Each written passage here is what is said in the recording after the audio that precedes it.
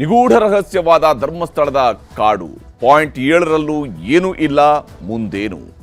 SIT ಗೌಪ್ಯತೆ ಹಿಂದಿನ ಲೆಕ್ಕಾಚಾರಗಳೇನು? ಇದುವೇ ಚದುರಂಗದ ಮೊದಲ ಸ್ಟೋರಿ. ಟೆಂಟ್ ಒಳಗೆ 8ರ ಗುಟ್ಟು.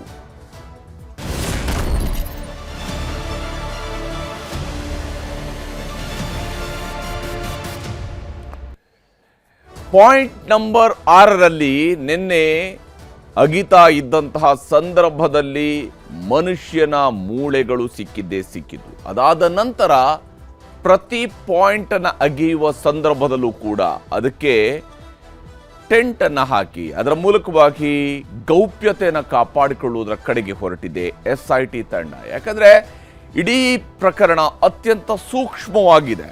ಅಲ್ಲಿ ಸಿಗಬಹುದಾಗಿರ್ತಕ್ಕಂಥ ವಸ್ತುಗಳು, ಅಲ್ಲಿ ಸಿಗಬಹುದಾಗಿರ್ತಕ್ಕಂತಹ ಪ್ರತಿಯೊಂದು ಸಣ್ಣ ಸಾಕ್ಷ್ಯವನ್ನು ಕೂಡ ಬಚ್ಚಿಡುವ ಕೆಲಸವನ್ನು ಮಾಡ್ತಾ ಇದ್ದಾರೆ.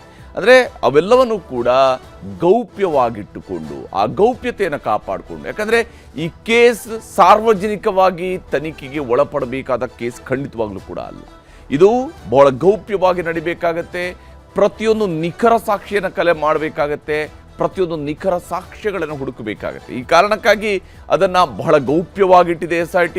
ಮತ್ತು ಅದಕ್ಕಾಗಿಯೇ ಏನು ಸುತ್ತಲೂ ಟೆಂಟ್ನ ರೀತಿಯಲ್ಲಿ ಆ ಶೇಡ್ಸ್ಗಳನ್ನು ಹಾಕಿ ಅದನ್ನು ಇಟ್ಕೊಂಡು ಅದರ ಮೂಲಕವಾಗಿಯೇ ತನಿಖೆಯನ್ನು ಮಾಡ್ತಾ ಇದ್ದಾರೆ. ಧರ್ಮಸ್ಥಳದ ನೇತ್ರಾವತಿ ತೀರದ ಪಾಯಿಂಟ್ ನಂಬರ್ 7ರಲ್ಲಿ ಇವತ್ತು ಶೋಧ ನಡೆದಿದೆ. ಇವತ್ತು ಬೆಳಗ್ಗೆಯಿಂದ ಶುರುವಾಗಿರುವಂಥದ್ದು ಪಾಯಿಂಟ್ ನಂಬರ್ 7ರಲ್ಲಿ ಶೋಧ. ಮಧ್ಯಾಹ್ನದ ಊಟದ ಬಳಿಕ ಪಾಯಿಂಟ್ ನಂಬರ್ 8ರಲ್ಲಿ ಕಾರ್ಯಾಚರಣೆಯನ್ನು ನಡೆಸಲಾಗ್ತಾ ಇದೆ. ಪಾಯಿಂಟ್ ನಂಬರ್ 8ರ ಸುತ್ತಲೂ ಕೂಡ ಪರದೆಯನ್ನು ಸುತ್ತಿ ಸಿಬ್ಬಂದಿ ಅಗೆದಿದ್ದಾರೆ.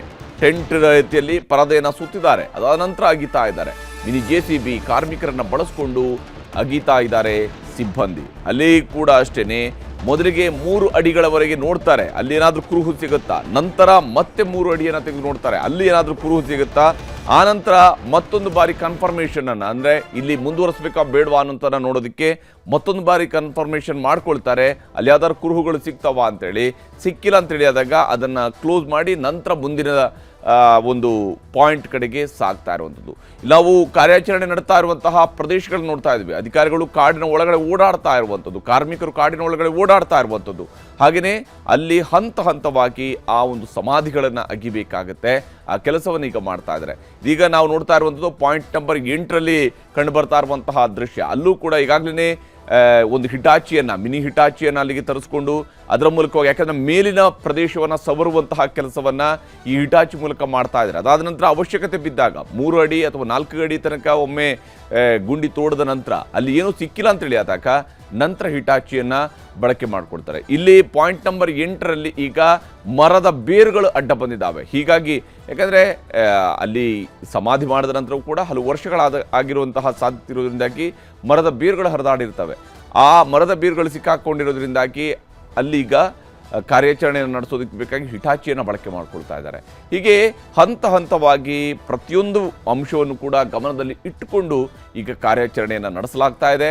ಇಲ್ಲಿ ಶೋಧ ಕಾರ್ಯಾಚರಣೆ ಮುಂದುವರೆದಿದೆ. ಹಾಗಾದರೆ ಏನೇನು ಸಿಕ್ಕಿದೆ, ಏನು ಕತೆ, ಇವತ್ತು ಹೇಗೆ ಆಪರೇಷನ್ ಅಸ್ಥಿಪಂಜರ ನಡೆದಿದೆ ಅನ್ನೋಂಥದ್ದನ್ನು ನಿಮಗೆ ಹೇಳ್ತಾ ಹೋಗ್ತೀನಿ. ಭಾಳ ಮುಖ್ಯವಾಗಿ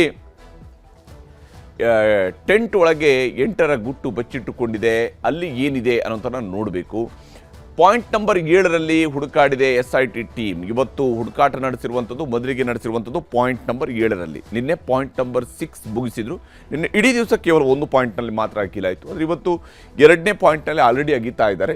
7ರಲ್ಲಿ ಏನು ಸಿಕ್ಕಿಲ್ಲ ಅಂತ ಹೇಳಿ ಕಾರ್ಯಾಚರಣೆಯನ್ನು ಗೌಪ್ಯತೆ ಕಾಪಾಡೋದಕ್ಕೆ ಪರದೆಯನ್ನು ಕಟ್ಟಿಕೊಂಡಿದ್ದಾರೆ ಸಿಬ್ಬಂದಿ. ಪರದೆಯನ್ನು ಕಟ್ಟಿಕೊಂಡು ಕಾರ್ಯಾಚರಣೆಯ ಗೌಪ್ಯತೆಯನ್ನು ಕಾಪಾಡಿಕೊಳ್ತಾರೆ. ಯಾಕಂದರೆ ಇದು ಅತ್ಯಂತ ಸೆನ್ಸಿಟಿವ್ ಕೇಸ್, ಅತ್ಯಂತ ಸೂಕ್ಷ್ಮವಾಗಿರ್ತಕ್ಕಂತಹ ಪ್ರಕರಣ. ಈ ಪ್ರಕರಣದಲ್ಲಿ ಪ್ರತಿಯೊಂದು ಅಂಶವನ್ನು ಕೂಡ ಬಹಳ ನಾಜೂಕಾಗಿ ಹ್ಯಾಂಡಲ್ ಮಾಡಬೇಕಾಗಿದೆ ಅನ್ನೋಂಥದ್ದು SIT ತಂಡಕ್ಕೂ ಕೂಡ ಗೊತ್ತಿದೆ. ಆ ಬಹಳ ನಾಜೂಕಾಗಿ ಅವರು ಈ ಒಂದು ಪ್ರಕರಣದ ತನಿಖೆಯನ್ನು ಮಾಡ್ತಾ ಇದ್ದಾರೆ. ಉತ್ಖನನ ಸ್ಥಳದಲ್ಲಿ ಮೊಬೈಲ್ ಬಳಕೆಯನ್ನು ಕೂಡ ನಿಷೇಧಿಸಲಾಗಿದೆ. ಅಂದರೆ ಯಾರಾದರೂ ಅಲ್ಲಿಂದ ಫೋಟೋ ತೆಗೆದು ವಿಡಿಯೋ ಮಾಡಿ ಅದನ್ನು ಕಳಿಸ್ಬೋದು. ಈ ಕಾರಣಕ್ಕಾಗಿ ಅಲ್ಲಿ ಸಂಬಂಧಿತ ಅಧಿಕಾರಿಗಳನ್ನು ಹೊರತುಪಡಿಸಿದರೆ ಉಳಿದೆಲ್ಲರೂ ಕೂಡ ಮೊಬೈಲ್ ಬಳಕೆಯನ್ನು ಕೂಡ ನಿಷೇಧ ಮಾಡಲಾಗಿದೆ. ಇಲ್ಲಿ ಈಗ ಮೊಬೈಲ್ ಬಳಕೆ ಮಾಡೋದಕ್ಕೆ ಕೂಡಿರುವಂಥದ್ದು AC ಮತ್ತು ತನಿಖಾಧಿಕಾರಿಗೆ ಮಾತ್ರ ಮೊಬೈಲ್ ಬಳಕೆಗೆ ಅವಕಾಶವನ್ನು ಕೊಡಲಾಗಿದೆ. AC ಮತ್ತು ತನಿಖಾಧಿಕಾರಿಯವರು ಮಾತ್ರ ಮೊಬೈಲ್ ಬಳಕೆ ಮಾಡಬಹುದು. ಉಳಿದವರು ಯಾರೂ ಕೂಡ ಅಲ್ಲಿ ಮೊಬೈಲ್ ಬಳಕೆ ಮಾಡೋದಕ್ಕೂ ಕೂಡ ಅವಕಾಶಗಳು ಇಲ್ಲ. ಅಷ್ಟರ ಮಟ್ಟಿಗೆ ಈ ಇಡೀ ಪ್ರಕರಣದ ಗಂಭೀರತೆಯನ್ನು ಗೌಪ್ಯತೆಯನ್ನು ಕಾಪಾಡುವಂತಹ ಕೆಲಸವನ್ನು SIT ಮಾಡ್ತಾ ಇದೆ. ಹಿಟಾಚಿ ಬಳಸಿ 6 ಅಡಿ ಆಗಿದ್ರೂ ಕೂಡ 0.7ರಲ್ಲಿ ಏನೂ ಕೂಡ ಸಿಕ್ಕಿಲ್ಲ. 6 ಅಡಿಯವರೆಗೂ ಕೂಡ ಅಗೆದು ನೋಡಿದ್ದಾರೆ, ಸುತ್ತಳತೆಯಲ್ಲೂ ಕೂಡ ಅಗೆದು ನೋಡಿದ್ದಾರೆ. ಅದರಲ್ಲಿ ಯಾವುದೇ ಶವದ ಕುರುಹುಗಳು ಸಿಕ್ಕಿಲ್ಲ, ಮನುಷ್ಯನ ಎಲುಬುಗಳಾಗಲಿ ಯಾವುದು ಕೂಡ ಸಿಕ್ಕಿಲ್ಲ. ಹೀಗಾಗಿ ಆ 7ರಲ್ಲಿ ತನ್ನ ಕಾರ್ಯಾಚರಣೆಯನ್ನು ಮುಗಿಸಲಾಗಿದೆ. ಆಪರೇಷನ್ ಅಸ್ಥಿಪಂಜರ ಮುಂದುವರೆದಿದೆ. ಈಗ 7ರ ನಂತರ 8ರ ಕಡೆಯಲ್ಲಿ ಕಾರ್ಯಾಚರಣೆಯನ್ನು ನಡೆಸಲಾಗಿದೆ. ಹಿಟಾಚಿ ಬಳಸಿ 6 ಅಡಿ ಆಗಿದ್ರೂ ಕೂಡ 0.7ರಲ್ಲಿ ಏನೂ ಸಿಕ್ಕಿಲ್ಲ. ಮೂಳೆ ಅಸ್ಥಿಪಂಜರ ಯಾವುದು ಕೂಡ ಅಲ್ಲಿ ದೊರೆತಿಲ್ಲ. ಹೀಗಾಗಿ ಈ ಒಂದು ಈಗ ಪಾಯಿಂಟ್ ಬೈ ಪಾಯಿಂಟ್ ನಾವು ನೋಡ್ತಾ ಹೋದಾಗ ಯಾವ್ಯಾವ ಪಾಯಿಂಟ್ಗಳಲ್ಲಿ ಏನೇನು ಆಯಿತು ಅನ್ನೋದನ್ನು ನಾವು ಗಮನಿಸಬೇಕು. ಪಾಯಿಂಟ್ ನಂಬರ್ 1 ಅಲ್ಲಿ ಮೂಳೆ ಅಸ್ಥಿಪಂಜರ ಇದ್ಯಾವುದು ಕೂಡ ಸಿಕ್ಕಿಲ್ಲ. ಯಾವುದೇ ರೀತಿಯಾದಂತಹ ಮೂಳೆ ಆಗಲಿ ಅಸ್ಥಿಪಂಜರವಾಗಲಿ ಸಿಕ್ಕಿಲ್ಲ. ಆದರೆ ಪಾಯಿಂಟ್ ನಂಬರ್ 1ರಲ್ಲಿ ಸಿಕ್ಕಿರುವಂಥದ್ದು ಒಂದು ಪಾನ್ ಕಾರ್ಡ್, ಒಂದು ATM ಕಾರ್ಡ್, ಇವುಗಳು ಪತ್ತೆಯಾಗಿದ್ದು ಪಾಯಿಂಟ್ ನಂಬರ್ 1ರಲ್ಲಿ. ಪಾಯಿಂಟ್ ನಂಬರ್ 1ರಲ್ಲಿ ಪತ್ತೆಯಾದಂತಹ ಅಂಶಗಳು ಇವು: ಪಾನ್ ಕಾರ್ಡ್ ಮತ್ತು ಒಂದು ATM ಕಾರ್ಡ್. ಹಾಗೆಯೇ ಒಂದು ಹರಿದ ಕೆಂಪು ರವಿಕೆಯೂ ಕೂಡ ಅದರಲ್ಲಿ ಪತ್ತೆಯಾಗಿತ್ತು ಅನ್ನುವಂಥದ್ದನ್ನು ಲಾಯರ್ ಮಂಜುನಾಥ್ ಅವರು ಹೇಳಿಕೊಂಡಿದ್ರು. ನೆಲಮಂಗಲದ ಮೂಲದ ವ್ಯಕ್ತಿಯ ಕಾರ್ಡ್ಗಳು ಅಲ್ಲಿ ಪತ್ತೆಯಾಗಿದ್ವು. ಅಲ್ಲಿ ಪತ್ತೆಯಾದಂತಹ ಕಾರ್ಡ್ಗಳು ಅದು ಯಾವುದೇ ರೀತಿಯಾದಂತಹ ಶವ ಅಥವಾ ಅಸ್ಥಿಪಂಜರದ ಜೊತೆಗಿದ್ದಂಥದ್ದಲ್ಲ, ಬದಲಿಗೆ ನೆಲಮಂಗಲ ಮೂಲದ ಒಬ್ಬ ವ್ಯಕ್ತಿಯ ಕಾರ್ಡ್ಗಳು ಅಲ್ಲಿ ಪತ್ತೆ ಆಗಿದ್ದವು.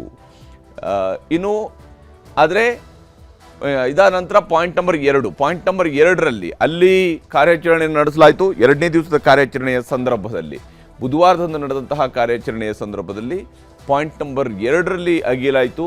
ಅಲ್ಲಿ ಏನೂ ಸಿಕ್ಕಿರಲಿಲ್ಲ. ಹಾಗೆಯೇ ಪಾಯಿಂಟ್ ನಂಬರ್ 3 ಅಲ್ಲೂ ಕೂಡ ಅಷ್ಟೇ. ಇದನ್ನು ಕೂಡ ಮಂಗಳವಾರದಂದು ಬುಧವಾರದಂದು ಇಲ್ಲೂ ಕೂಡ ಅಗಿಯಲಾಯಿತು. ಇಲ್ಲೂ ಕೂಡ ಏನೂ ಸಿಕ್ಕಿಲ್ಲ. ಯಾವುದೇ ರೀತಿಯಾದಂತಹ ಕುರುಹುಗಳು ಯಾವುದು ಕೂಡ ಲಭ್ಯ ಆಗಿರಲಿಲ್ಲ. ಬುಧವಾರದಂದು ಮತ್ತೊಂದು ಪಾಯಿಂಟ್ ಆಗಿದ್ದಿರುವಂಥದ್ದು ಪಾಯಿಂಟ್ ನಂಬರ್ 4. ಇದು ಕೂಡ ನೇತ್ರಾವತಿ ನದಿ ತೀರದಲ್ಲಿ ಬಂದಂತಹ ಪಾಯಿಂಟ್. ಇದರಲ್ಲೂ ಕೂಡ ಏನೂ ಸಿಕ್ಕಿಲ್ಲ. ಯಾವುದೇ ರೀತಿಯಂತಹ ಕುರುಹುಗಳು ಅವಶೇಷಗಳು ಯಾವುದು ಕೂಡ ಸಿಕ್ಕಿರಲಿಲ್ಲ. ಅದಾದ ಮೇಲೆ ಪಾಯಿಂಟ್ ನಂಬರ್ 5 ಕೂಡ ಆಗಿದ್ರು. ಅದೇ ದಿವಸನೇ ಅಂದರೆ ಬುಧವಾರದಂದೇ ಆಗಿದ್ರು. ಅಲ್ಲೂ ಕೂಡ ಏನೂ ಸಿಕ್ಕಿರಲಿಲ್ಲ. ಯಾವುದೇ ರೀತಿಯಾದಂತಹ ವಸ್ತುಗಳು ಅಲ್ಲಿ ಸಿಕ್ಕಿರಲಿಲ್ಲ. ಆಮೇಲೆ ಗುರುವಾರ ಅಂದರೆ ನಿನ್ನೆ ಪಾಯಿಂಟ್ ನಂಬರ್ 6ರಲ್ಲಿ ಅಗಿಯಲಾಯಿತು. ಪಾಯಿಂಟ್ ನಂಬರ್ 6ಕ್ಕೆ ಬಂದಾಗ ಕೇಸ್ಗೆ ಟ್ವಿಸ್ಟ್ ಕೊಟ್ಟಂತಹ ಕುರುಹುಗಳು ಲಭ್ಯ ಆದವು. ಅಂದರೆ ಏನೂ ಸಿಗಲ್ವೇನೋ ಅನ್ನೋ ರೀತಿಯಾದಂತಹ ಯೋಚನೆ ಮೊದಲ 5 ಪಾಯಿಂಟ್ಗಳನ್ನು ಅಗದಾಗ ಅಂದ್ಕೊಳ್ಳಲಾಗಿತ್ತು. ಆದರೆ 6ನೇ ಪಾಯಿಂಟ್ಗೆ ಬಂದಾಗ ಕೇಸ್ಗೆ ಟ್ವಿಸ್ಟ್ ಕೊಟ್ಟಂತಹ ಕುರುಹುಗಳು ಪತ್ತೆಯಾದವು. ಇಲ್ಲಿ ಮಾನವನಿಗೆ ಸಂಬಂಧಿಸಿರುವಂತಹ 25 ಮೂಳೆಗಳು ಪತ್ತೆಯಾಗಿದ್ದಾವೆ. ಮೊದಲಿಗೆ ಅದು 12 ಮೂಳೆಗಳು ಅಂತೇಳಿ ನಾವೇ ದೃಢಪಡಿಸಿದ್ವಿ. ಈಗ ಅಂತಿಮವಾಗಿ ಅಲ್ಲಿ 25 ಮೂಳೆಗಳು ಪತ್ತೆಯಾಗಿದ್ದಾವೆ ಅನ್ನುವಂಥದ್ದನ್ನು SIT ಮೂಲಕವಾಗಿ ದೃಢಪಡಿಸ್ತಾ ಇದ್ದೀವಿ. SIT ಅವರ ಪ್ರಕಾರವಾಗಿ ಸುಮಾರು 25 ಮೂಳೆಗಳು ಸಿಕ್ಕಿದ್ದಾವೆ. ಪ್ರತ್ಯೇಕವಾಗಿ ಕವರ್ಗಳಲ್ಲಿ ಅವುಗಳನ್ನು ಸಂಗ್ರಹಿಸಲಾಯಿತು.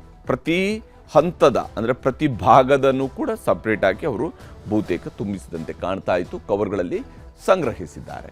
ರಾಸಾಯನಿಕ ದ್ರವವನ್ನು ಸಿಂಪಡಿಸಿ ಪ್ಯಾಕಿಂಗ್ ಕೂಡ ಮಾಡಲಾಗಿದೆ.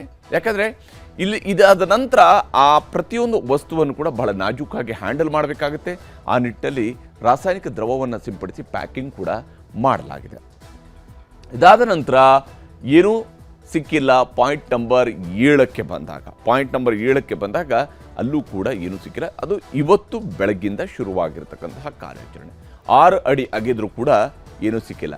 ಇಲ್ಲಿ ಯಾವುದೇ ವಸ್ತು ಸಿಗದೇ ಇದ್ದಂತಹ ಪಾಯಿಂಟ್ಗಳಲ್ಲೂ ಕೂಡ 6 ಅಡಿಗಳವರೆಗೆ 6ರಿಂದ 7 ಅಡಿ 8 ಅಡಿಯವರೆಗೂ ಕೂಡ ಅಗೆದಿದ್ದಾರೆ. ಮೊದಲ ದಿವಸ 8 ಅಡಿಯವರೆಗೂ ಕೂಡ ಅಗೆದಿದ್ದಾರೆ.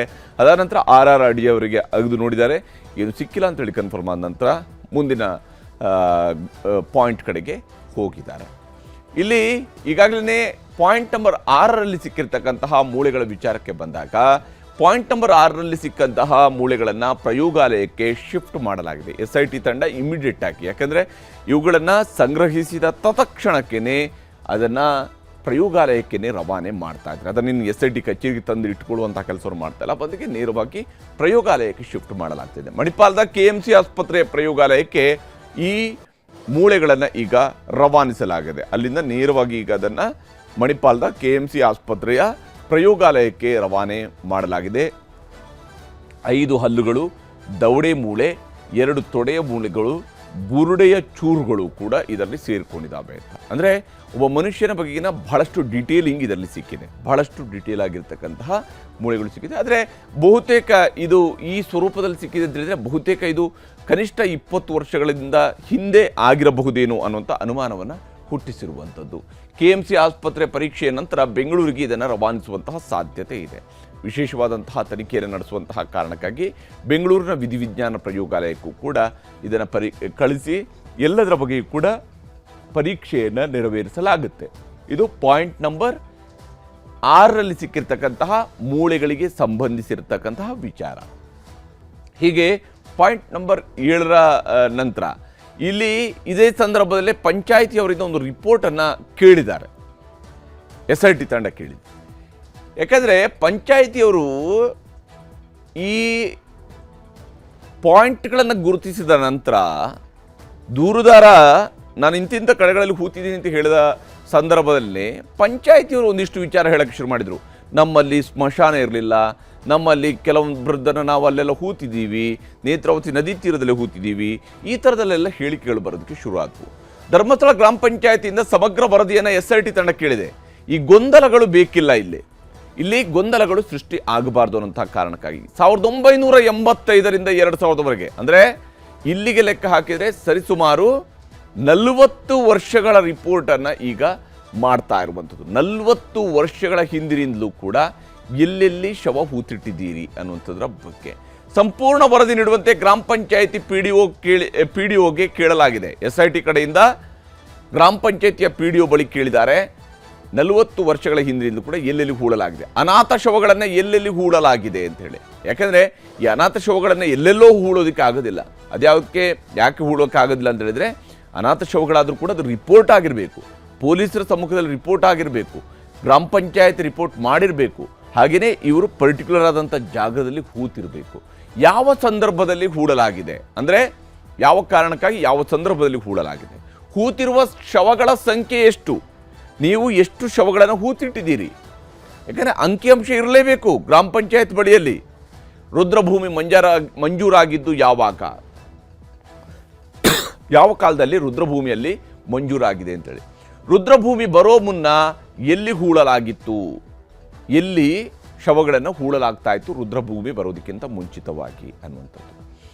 ಇದು ಬಹಳ ಮುಖ್ಯವಾದಂತಹ ಪ್ರಶ್ನೆಗಳನ್ನು ಕೇಳಲಾಗಿದೆ. ಆದರೆ ಇಲ್ಲಿ ಒಂದು ಸಹಜವಾಗಿಯೇ ಮೂಡುವಂತಹ ಒಂದು ಅನುಮಾನ ಏನು ಅಂತ ಹೇಳಿದರೆ, ಅನಾಥ ಶವಗಳು ಪತ್ತೆಯಾಗಿದ್ದು ಅಂತೇಳಿ ಆದಾಗ, ಪೊಲೀಸರಿಗೆ ರಿಪೋರ್ಟ್ ಆಗಿರುವಾಗ, ಅದು ಬೆಳ್ತಂಗಡಿ ಪೊಲೀಸ್ ಠಾಣೆ ವ್ಯಾಪ್ತಿಯಲ್ಲಿ ಬರ್ತಾ ಇದ್ದಾಗ ಆ ಶವಗಳನ್ನು ಬೆಳ್ತಂಗಡಿಯ ತಾಲೂಕು ಆಸ್ಪತ್ರೆ ತೆಗೆದುಕೊಂಡು ಬಂದು ಅಲ್ಲಿ ಪೋಸ್ಟ್ಮಾರ್ಟಮ್ ಮಾಡಿಲ್ವಾ, ಅಲ್ಲಿ ಪೋಸ್ಟ್ಮಾರ್ಟಮ್ ಮಾಡಿದ ನಂತರ ವಾಪಸ್ ಅದನ್ನು ಬೆಳ್ತಂಗಡಿಗೆ ಧರ್ಮಸ್ಥಳಕ್ಕೆ ತೆಗೆದುಕೊಂಡು ಹೋಗಿ ಅಲ್ಲಿ ನದಿ ತೀರದಲ್ಲಿ ಹೂಳೋದಕ್ಕೆ ಸಾಧ್ಯ ಇತ್ತಾ, ಅಥವಾ ಬೆಳ್ತಂಗಡಿಯಲ್ಲಿ ಯಾವುದಾದ್ರು ಸ್ಮಶಾನದಲ್ಲಿ ಆ ಅನಾಥ ಶವಗಳನ್ನು ಹೂಳುವ ವ್ಯವಸ್ಥೆಯನ್ನು ಮಾಡಲಾಗಿತ್ತಾ, ಈ ಪ್ರಶ್ನೆಗಳು ಕೂಡ ಇಲ್ಲಿ ಮೂಡ್ತವೆ. ಬಹುಶಃ ಇದರ ಬಗ್ಗೆಯೂ ಕೂಡ ಮುಂದಿನ ಹಂತದಲ್ಲಿ ತನಿಖೆಗಳ ಸಂದರ್ಭಗಳಲ್ಲಿ ಈ ಪ್ರಶ್ನೆಗಳಿಗೂ ಕೂಡ ಉತ್ತರ ಸಿಗಬಹುದು. ಇನ್ನು ದಾಬಸ್ಪೇಟೆ ಟು ಧರ್ಮಸ್ಥಳ ಇದೊಂದು ಲಿಂಕ್. ಯಾಕಂದರೆ ಪಾಯಿಂಟ್ ನಂಬರ್ 1ರಲ್ಲಿ ಸಿಕ್ಕಿದಂತಹ 2 ಕಾರ್ಡ್ಗಳು, ಒಂದು ಪಾನ್ ಕಾರ್ಡ್ ಮತ್ತಿನ್ನೊಂದು ATM ಕಾರ್ಡ್, ಇವೆರಡು ಸಿಕ್ಕಿರುವಂಥದ್ದು ಧರ್ಮಸ್ಥಳದಲ್ಲಿ ಪಾಯಿಂಟ್ ನಂಬರ್ 1ರಲ್ಲಿ ಸುಮಾರು 2.5 ಅಡಿಯಷ್ಟು ಆಳದಲ್ಲಿ ಅಗಿತಾ ಇದ್ದಾಗ ಸಿಕ್ಕಿದ್ವು ಅಂತ ಹೇಳಿ. ಬೆಂಗಳೂರು ಬಳಿಯ ದಾಬಸ್ಪೇಟೆಯ ಮೂಲದ ಸುರೇಶ್ ಪಾನ್ ಕಾರ್ಡ್ ಇದು. ನೆಲಮಂಗಲ ಸಮೀಪದ ದಾಬಸ್ಪೇಟೆ ಮೂಲದ ಸುರೇಶ್ ಎಂಬುವರ ಪಾನ್ ಕಾರ್ಡ್ ಇದು. ಸುರೇಶ್ ತಾಯಿ ಸಿದ್ದಲಕ್ಷ್ಮಮ್ಮ ಅವರ ಡೆಬಿಟ್ ಕಾರ್ಡ್, ATM ಕಾರ್ಡ್ ಕೂಡ ಇದರಲ್ಲಿ ಒಳಗೊಂಡಿದ್ವು. 2 ವರ್ಷಗಳ ಹಿಂದೆ ಮನೆ ಬಿಟ್ಟು ಹೋಗಿದ್ದ ಸುರೇಶ್ 2 ವರ್ಷಗಳ ಹಿಂದೆ ಮನೆ ಬಿಟ್ಟು ಹೋಗಿದ್ದ. ನಂತರ 2025ರ ಮಾರ್ಚ್ನಲ್ಲಿ ಜಾಂಡೀಸ್ನಿಂದ ಮೃತಪಟ್ಟಿದ್ದ ಸುರೇಶ್, ಈತ ಜಾಂಡೀಸ್ನಿಂದ ಮೃತಪಟ್ಟಿದ್ದ. ದಾಬಸ್ಪೇಟೆಯಲ್ಲೇ ಸುರೇಶ್ ಅಂತ್ಯಕ್ರಿಯೆಯನ್ನು ಮಾಡಲಾಗಿತ್ತು. ಸಂಬಂಧಿಕರು ಅದನ್ನು ದೃಢಪಡಿಸಿದ್ದಾರೆ. ಆದರೆ ಇದಕ್ಕೂ ಮುಂಚಿತವಾಗಿ ವಿಪರೀತ ಕುಡಿತಾ ಇದ್ದಂತೆ, ಹಾಗಾಗಿ ಅವ ಮನೆ ಬಿಟ್ಟು ಹೋಗಿದ್ದ ಅನ್ನೋದ್ರ ಬಗ್ಗೆ ಕೂಡ ಮನೆಯವರು ದೃಢಪಡಿಸಿದ್ದಾರೆ. ಇಲ್ಲಿ ಆತನ ಸಂಬಂಧಿಕರು ಮಾತನಾಡಿದ್ದಾರೆ, ಆತನ ಸಹೋದರಿ ಮತ್ತು ತಾಯಿ ಇಬ್ಬರು ಕೂಡ ಮಾತನಾಡಿದ್ದಾರೆ, ತೋರಿಸ್ತೀನಿ. ಕರ್ಕೊಂಬಂದಿದ್ಯಾ, ಹೋಗಪ್ಪ ನೀನು ಹುಡಿಕಂಬ, ನನಗೆ ಗೊತ್ತಿಲ್ಲ ಅಂದೆ. ಅವನು 3 ವರ್ಷದಿಂದನೂ ಡ್ರಿಂಕ್ಸ್ ಮಾಡೋನು, ಜಾಂಡೀಸ್ ಆಯಿತು. ಮತ್ತು ಒಂದು 2-3 ಕಡೆ ನಾನು ತೋರಿಸ್ದೆ, 2-3 ಕಡೆ ತೋರಿಸ್ದೆ. 2 ದಿವಸ ಹುಷಾರು ಮಾಡಿದ್ರೆ, 2 ತಿಂಗಳು ಹುಷಾರು ಮಾಡಿದ್ರೆ ತಿರ್ಗಿ ಮತ್ತೆ ಕುಡಿಯೋದು, ತಿರ್ಗಿ ಮತ್ತೆ ಜಾಂಡೀಸ್ ಜಾಸ್ತಿ ಆಯಿತು.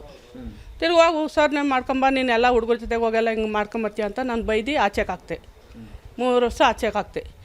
ಜಾಸ್ತಿ ಕೆಳಗೆ ಬಿದ್ದೋದ್ನಲ್ಲ, ತಾಯಿ ತಂದೆ ನೀವು ನೋಡಿದ್ರೆ ಯಾರು ನೋಡ್ತಾರೆ ಅಂತ ಎಲ್ಲ ನಮಗೆ ಊರಾಗೆಲ್ಲ ಅಂಗಡಿ ತಗ ಬಂದು ಹೇಳೋರು.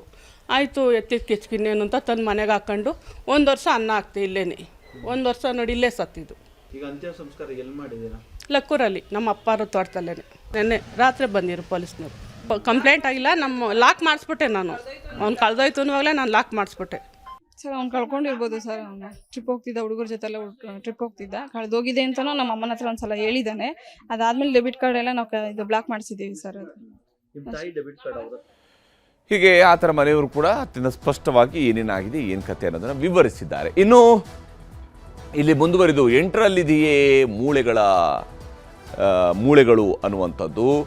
ಪಾಯಿಂಟ್ 7ರ ತಪಾಸಣೆ ಮುಗಿಸಿರುವಂಥ ನಂತರ 8ರಲ್ಲಿ ಕಾರ್ಯಾಚರಣೆಯನ್ನು ಈಗ ನಡೆಸಲಾಗ್ತಾ ಇದೆ. ಇಲ್ಲಿ ನೇತ್ರಾವತಿ ನದಿ ತೀರದಲ್ಲೇ ಇರುವಂತಹ ಪಾಯಿಂಟ್ ನಂಬರ್ 8 ಇದು. ಈ ಪಾಯಿಂಟ್ ನಂಬರ್ 8ರಲ್ಲಿ ಹುಡುಕಾಡ್ತಾ ಇದ್ದಾರೆ. 8ನೇ ಪಾಯಿಂಟ್ನಲ್ಲಿ ಏನೂ ಸಿಗದಿದ್ದಲ್ಲಿ ಇವತ್ತು ಮತ್ತೊಂದೆಡೆ ಉತ್ಖನನ ಮಾಡುವಂತಹ ಸಾಧ್ಯತೆಯೂ ಕೂಡ ದಟ್ಟವಾಗಿದೆ. ಪಾಯಿಂಟ್ ನಂಬರ್ 9ನ್ನು ಅಗೆಯುವ ಬಗ್ಗೆ AC ಅವರು ತೀರ್ಮಾನವನ್ನು ಕೈಗೊಳ್ಬೋದು. ಒಂದು ವೇಳೆ ಇವತ್ತೇ 8ರಲ್ಲಿ ಏನೂ ಸಿಕ್ಕಿಲ್ಲ ಅಂತ ಹೇಳಿದರೆ 9ರಲ್ಲೂ ಕೂಡ ಅಗಿಬೋದು. ಪಾಯಿಂಟ್ ನಂಬರ್ 9ರ ನಂತರ ಹೆಚ್ಚು ಮೂಳೆಗಳು ಸಿಗ್ತವೆ ಅನ್ನುವಂತಹ ವಿಶ್ವಾಸದಲ್ಲಿ ದೂರುದಾರ ಇದ್ದಾನೆ. ಯಾಕಂದರೆ ಆತನ ಪ್ರಕಾರ ಆತನು ಕೂಡ ಒಂದಿಷ್ಟು ಆಶ್ಚರ್ಯ ಆಗಿರ್ಬೋದು. 1ರಿಂದ 8 ತನಕ ಅಗಿದಿರುವಂತಹ ಜಾಗಗಳಲ್ಲಿ ಹೂತಿಟ್ಟರು ಕೂಡ ಶವ ಯಾಕೆ ಸಿಕ್ಕಿಲ್ಲ ಅನ್ನೋದ್ರ ಬಗ್ಗೆ ಆತನಿಗೆ ಅನುಮಾನ ಇರ್ಬೋದು. ಆತನದೇ ವಿಶ್ವಾಸದ ದೃಷ್ಟಿಯಲ್ಲಿ ನೋಡ್ತಾ ಇರುವಾಗ ಆತ ಹೇಳ್ತಾ ಇರೋ ಪ್ರಕಾರವಾಗಿ ಪಾಯಿಂಟ್ ನಂಬರ್ 9ರ ನಂತರ ಅಸ್ಥಿಪಂಜರಗಳು ಸಿಗ್ತವೆ ಅನ್ನುವಂಥ ವಿಶ್ವಾಸ ಆತನಲ್ಲಿ ಮನೆ ಮಾಡಿದೆ. ಯಾಕಂದರೆ ಆತ ತನ್ನ ವಕೀಲರ ಜೊತೆ ಕೂಡ ಇಂಥೊಂದು ವಿಶ್ವಾಸವನ್ನು ವ್ಯಕ್ತಪಡಿಸ್ತಾ ಇದ್ದಾನೆ. ಏನೋ ಅಗಿಯೋದಕ್ಕೆ ಶುರು ಮಾಡಿದ ಮೇಲೆ ಇದು ಆತನಿಗೆ ನಂತರ ಗೊತ್ತಾಗಿರುವಂಥದ್ದು. ಅದರ್ವೈಸ್ ಆತ ಅಂದ್ಕೊಂಡಿದ್ದ ಎಲ್ಲ ಕಡೆಗಳು ಕೂಡ ಸಿಗಬಹುದು ಅಂತ ಹೇಳಿ. ಪಾಯಿಂಟ್ ನಂಬರ್ 8ರವರೆಗೆ ನದಿ ತೀರದಲ್ಲಿದ್ದರಿಂದಾಗಿ ಅಸ್ಥಿಪಂಜರ ಮಿಸ್ ಆಗಿರುವಂತಹ ಸಾಧ್ಯತೆ ಇದೆ. ಅಂದರೆ ನದಿ ನೀರಿನ ಸಂದರ್ಭದಲ್ಲಿ ಕೊಚ್ಚಿ ಹೋಗುವ ಚಾನ್ಸಸ್ ಇದೆಯಾ, ಅಥವಾ ಅಲ್ಲಿ ಮಣ್ಣು ಜಾಸ್ತಿ ತುಂಬಿಕೊಂಡಿರುವಂತಹ ಚಾನ್ಸಸ್ ಕೂಡ ಇದ್ದೇ ಇರುತ್ತೆ. ಪಾಯಿಂಟ್ ನಂಬರ್ 9ರ ನಂತರದ ಸ್ಥಳಗಳು ಮೇಲ್ಭಾಗದಲ್ಲಿದ್ದಾವೆ. ಅಂದರೆ ಅದು ನದಿ ತೀರದಲ್ಲಿಲ್ಲ, ಬೇರೆ ಕಡೆಗಳಲ್ಲಿದ್ದಾವೆ, ಗುಡ್ಡದ ಭಾಗಗಳಿದ್ದಾವೆ, ಮೇಲ್ಭಾಗದಲ್ಲಿ ಇನ್ನೂ ಕೂಡ ಅವಶೇಷಗಳು ಅಲ್ಲೇ ಉಳಿದಿರುವಂತಹ ಸಾಧ್ಯತೆ ಇದೆ ಅನ್ನುವಂತಹ ವಿಶ್ವಾಸ ದೂರುದಾರನಲ್ಲೂ ಇದೆ. ಈ ಕಾರಣಕ್ಕಾಗಿಯೇ ಆತ ಫಸ್ಟ್ ನೀವು 11, 12, 13ನೇ ಅಗಿಯೋಣ ನೋಡೋಣ ಅನ್ನೋಂಥ ರೀತಿಯಲ್ಲೂ ಕೂಡ ಹೇಳಿದಾನಂತೆ. ಆದರೆ ಏನೇ ಸದ್ಯಕ್ಕೆ AC ಅವರು ನೀವು 1, 2, 3 ಅಂತ ಹೇಳೋ ರೀತಿಯಲ್ಲಿ ಹೋಗ್ತಾ ಇದ್ದಾರೆ ಹೊರತು ಅವರು ನಿಮ್ಗೆ ಬೇಕಾದಂತಹ ರೀತಿಯಲ್ಲಿ, ಆತನಿಗೆ ಬೇಕಾದಂತಹ ರೀತಿಯಲ್ಲಿ ಅಗಿಯುವಂಥ ಕೆಲಸವನ್ನು ಮಾಡ್ತಾ ಇಲ್ಲ. ಇದು ಭಾಳ ಪ್ರಮುಖವಾಗಿರ್ತಕ್ಕಂಥ, ಯಾಕಂದರೆ ತನಿಖೆ ಅನ್ನುವಂಥದ್ದಕ್ಕೆ ಒಂದು ವಿವೇಚನೆಯನ್ನು ಬಳಸಿ ಅದರ ಪ್ರಕಾರವಾಗಿ ನೀವು ಹೋಗಬೇಕಾಗುತ್ತೆ. ಒಮ್ಮೆ ಪಾಯಿಂಟ್ ಮಾಡಿದ್ಮೇಲೆ ಆ ಪಾಯಿಂಟ್ನ ಆರ್ಡರನ್ನು ಬದಲಿಸುವಂತಿಲ್ಲ. ಆ ಕೆಲಸವನ್ನು ಈಗ SIT ಮಾಡ್ತಾ ಇದೆ. ಹೀಗಾಗಿ ನಿಜಕ್ಕೂ ಆತ ಹೇಳಿರುವ ರೀತಿಯಾದಂತಹ ಅಸ್ಥಿಗಳು ಅಷ್ಟು ದೊಡ್ಡ ಪ್ರಮಾಣದಲ್ಲಿ ಸಿಗ್ತವ ಅಥವಾ ಕೇವಲ ಒಂದು ಅಸ್ಥಿಗೆ ಮಾತ್ರ ಸೀಮಿತ ಆಗುತ್ತೆ? ಈ ಕುತೂಹಲಗಳಿಗೂ ಕೂಡ ಉತ್ತರ ಸಿಗುತ್ತೆ. ಇವತ್ತು ಸಿಗದಿದ್ದರೆ ನಾಳೆಗೆ ಸಿಕ್ಕೇ ಸಿಗುತ್ತೆ. 2ನೇ ಸುದ್ದಿ ಕಡೆಗೆ ಹೋಗೋಣ. ಅತ್ಯಾಚಾರ ಕೇಸ್, ಪ್ರಜ್ವಲ್ ರೇವಣ್ಣ ದೋಷಿ, ಮಾಜಿ ಸಂಸದರಿಗೆ ಪರಪ್ಪನ ಅಗ್ರಹಾರವೇ ಫಿಕ್ಸ್. ಕಡೆಗೂ ಅತ್ಯಾಚಾರ ಸಂತ್ರಸ್ತೆಗೆ ಸಿಕ್ತು ಮಹಾವಿಜಯ. ಇದುವೇ ಚದುರಂಗದ 2ನೇ ಸ್ಟೋರಿ, ಪ್ರಜ್ವಲ್ ಅಪರಾಧಿ.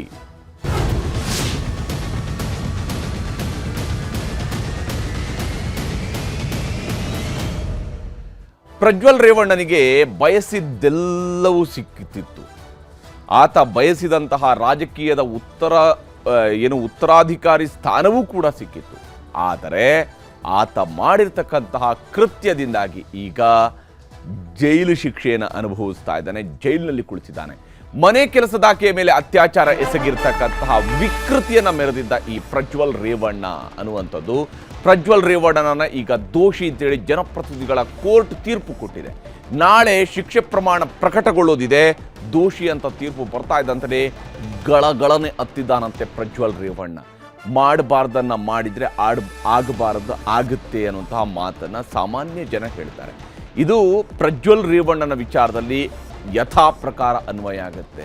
ಅಷ್ಟು ದೊಡ್ಡ ಕುಟುಂಬದಿಂದ ಬಂದಂತಹ ವ್ಯಕ್ತಿ ಮಾಡಿರ್ತಕ್ಕಂತಹ ಕೃತ್ಯ ಎಸಗಿರ್ತಕ್ಕಂತಹ ಕೃತ್ಯದ ಪರಿಣಾಮವಾಗಿ ಇವತ್ತು ಜೈಲು ಕಂಬಿಯನ್ನು ಎಣಿಸುವಂತಹ ಪರಿಸ್ಥಿತಿಗೆ ಹೋಗಿರುವಂಥದ್ದು. ನಿಜಕ್ಕೂ ಕೂಡ ಒಬ್ಬ ವ್ಯಕ್ತಿ ತಾನು ಹೆಂಗೆ ಇದ್ರೂ ಏನು ಮಾಡಿದರೂ ದಕ್ಕಿಸ್ಕೊಳ್ಬೋದು ಅನ್ನೋಂಥ ರೀತಿಯಲ್ಲಿ ಇರುತ್ತಲ್ಲ.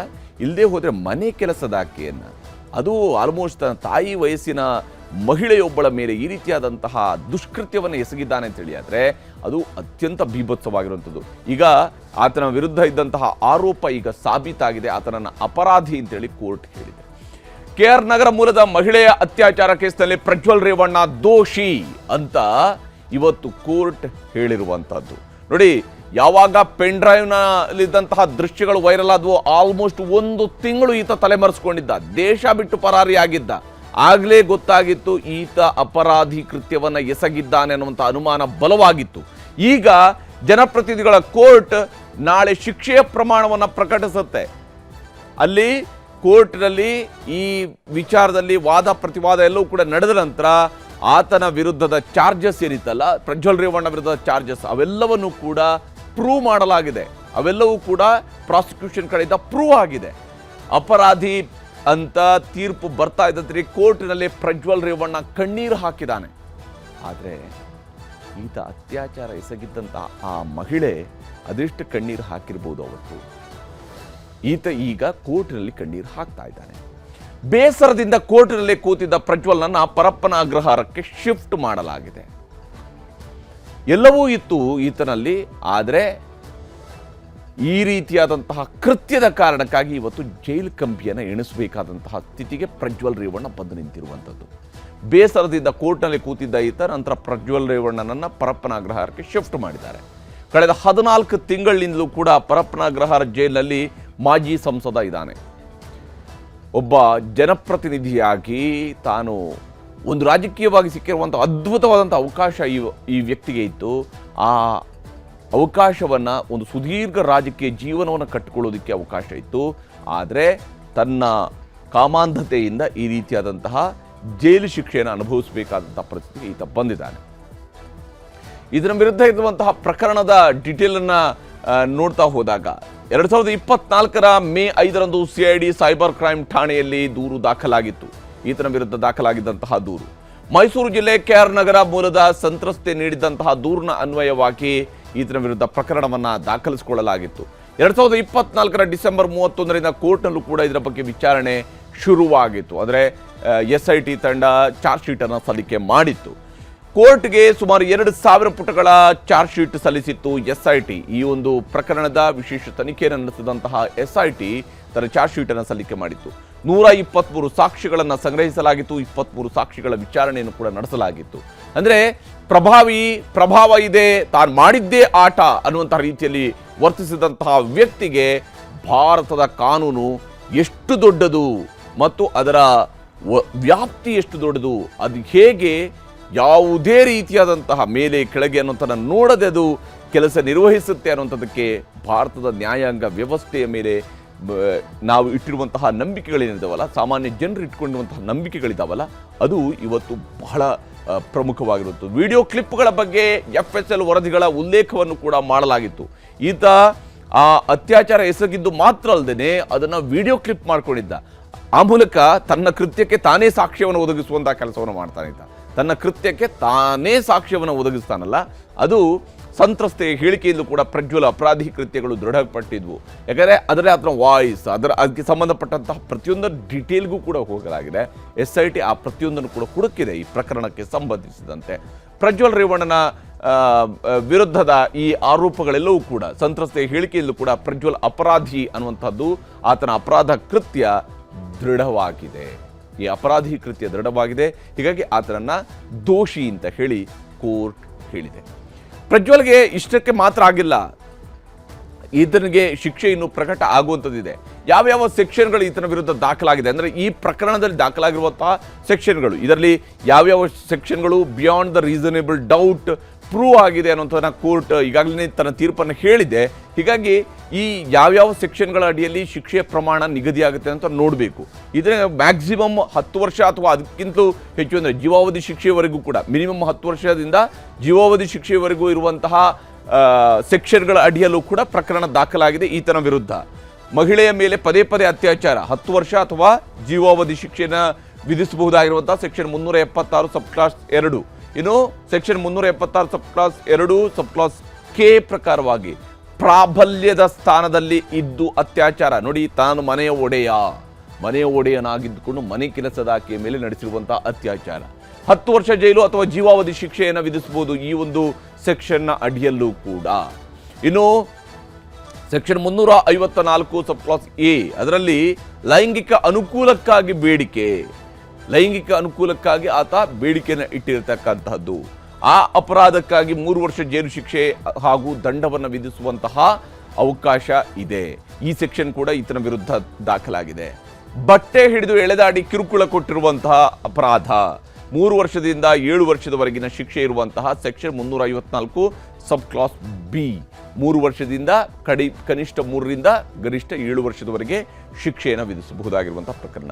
354 ಸಿ ಸೆಕ್ಷನ್ ಅಡಿಯಲ್ಲಿ ಖಾಸಗಿ ಚಿತ್ರಗಳನ್ನು ಸೆರೆ ಹಿಡಿದು ವೀಕ್ಷಣೆ ಮಾಡಿರುವಂಥದ್ದು.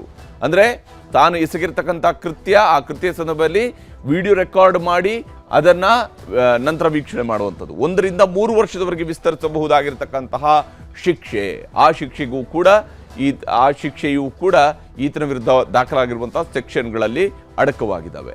ಇನ್ನು ಸೆಕ್ಷನ್ 506 ಬೆದರಿಕೆ ಹಾಕುವಂಥದ್ದು, 2 ವರ್ಷ ಶಿಕ್ಷೆ ಹಾಗೂ ದಂಡ ವಿಧಿಸುವಂತಹ ಒಂದು ಅವಕಾಶ ಈ ಸೆಕ್ಷನ್ ಅಡಿಯಲ್ಲೂ ಕೂಡ ಇದೆ. ಇವೆಲ್ಲೂ ಕೂಡ IPC ಸೆಕ್ಷನ್ ಅಡಿಯಲ್ಲಿ ಈತನ ವಿರುದ್ಧ ಪ್ರಕರಣಗಳು ದಾಖಲಾಗಿತ್ತು. ಹೀಗಾಗಿ IPC ಸೆಕ್ಷನ್ನ ವಿವಿಧ ಸೆಕ್ಷನ್ಗಳ ಅಡಿಯಲ್ಲಿ. ಇನ್ನು ಸೆಕ್ಷನ್ 201 ಸಾಕ್ಷಿ ನಾಶ ಮಾಡುವಂಥದ್ದು, 7 ರಿಂದ 10 ವರ್ಷದವರೆಗೆ ವಿಸ್ತರಿಸಬಹುದಾದ ಶಿಕ್ಷೆಯನ್ನು ಈತನಿಗೆ ವಿಧಿಸುವಂತಹ ಸಾಧ್ಯತೆ ಇದೆ. ಇನ್ನು ಪ್ರಜ್ವಲ್ನ ಕೃತ್ಯಕ್ಕೆ ಸಹಜವಾಗಿ ಅವರಪ್ಪ ಉತ್ತರ ಕೊಡುವಂಥದ್ದು ಕಷ್ಟ ಇದೆ. ಅವರಪ್ಪ ಅವ್ರನ್ನ ಮಾತಾಡ್ಸೋದಕ್ಕೆ ಟ್ರೈ ಮಾಡಿದಾಗ ಅವ್ರು ಹೇಳಿದ್ದೇನು ಅಂತ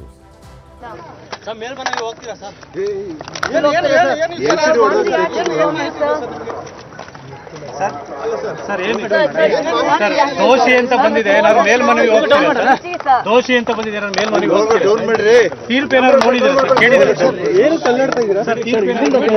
ಇಲ್ಲಿಂದ ಕೈ ಹಾಕ್ತಾರ? ನೀವು ಹೇಳಿ ಎಲ್ಲಿ ಕೊಡ್ತೀರಿ? ಯಾರು ಹಿಡ್ಕೊತಾರೆ?